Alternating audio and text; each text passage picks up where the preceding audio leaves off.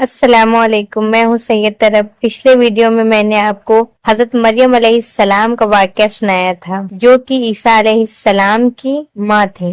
آج میں آپ کو حضرت عیسیٰ علیہ السلام کا واقعہ سناؤں گی، تو چلیے شروع کرتے ہیں۔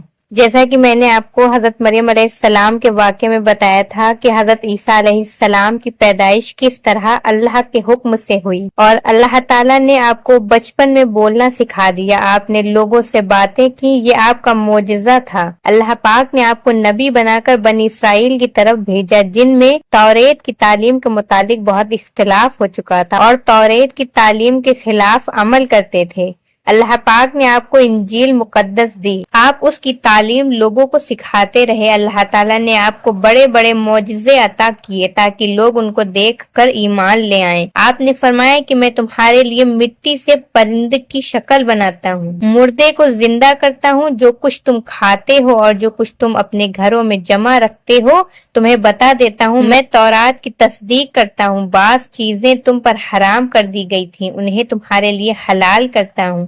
میں تمہارے پاس رب کی نشانیاں لے کر آیا ہوں، تمہیں ایک رسول کی خوشخبری دیتا ہوں، جو میرے بعد آئے گا، ان کا نام احمد ہوگا۔ اب تم اللہ سے ڈرو، میری بات مان لو اور اللہ تعالیٰ کی بندگی کرو۔ حضرت عیسیٰ علیہ السلام پر جو لوگ ان زندگی میں ایمان لائے انہیں حواری کہتے ہیں۔ انہوں نے آپ سے درخواست کی کہ اللہ ہم پر آسمان سے خوان اتارے۔ آپ نے فرمایا ایسے سوالات مت کرو، مگر انہوں نے جواب دیا کہ ہم اپنے دل کا اطمینان چاہتے ہیں اور آپ کی سچائی پر ہمیشہ گواہ رہیں گے۔ جب ان لوگوں کا اصرار بڑھ گیا تو آپ نے یوں دعا کی، اے میرے رب، ہم پر آسمان سے خوان اتار جو ہمارے اگلوں اور پچھلوں کے لیے عید ہو اور تیری ایک نشانی۔ اللہ نے جواب دیا کہ میں اس کو تم پر اتاروں گا، لیکن اگر اس کے بعد تم میں سے کسی نے ناشکری کی تو میں اس کو بہت سخت سزا دوں گا۔ حضرت عیسیٰ علیہ السلام بنی اسرائیل کو نصیحت کرتے رہے، لوگوں نے ایک نہ مانی اور آپ کو مارنے کی تدبیریں شروع کر دی۔ اس وقت اللہ تعالیٰ نے حضرت عیسیٰ علیہ السلام سے فرمایا، میں پہلے تجھے اپنی طرف بلند کروں گا، پھر وفات دوں گا، اور جن لوگوں نے تیرا انکار کیا ہے ان سے تجھ کو پاک کرنے والا ہوں۔ جو لوگ تیری بات مان لیں گے انہیں انکار کرنے والوں پر قیامت تک غالب رکھوں گا۔ دشمنوں کے جواب میں اللہ تعالیٰ کی تدبیر یہ تھی کہ حضرت عیسیٰ علیہ السلام اور ان کی والدہ حضرت مریم علیہ السلام کو ایک اونچی جگہ دے دی جو رہنے کے قابل تھی۔ وہ یہودی بڑے بے حیا تھے جنہوں نے حضرت مریم علیہ السلام جیسی پاک دامن عورت پر الزام لگایا اور پھر یہ کہا کہ ہم نے اللہ کے رسول عیسیٰ علیہ السلام بن مریم کو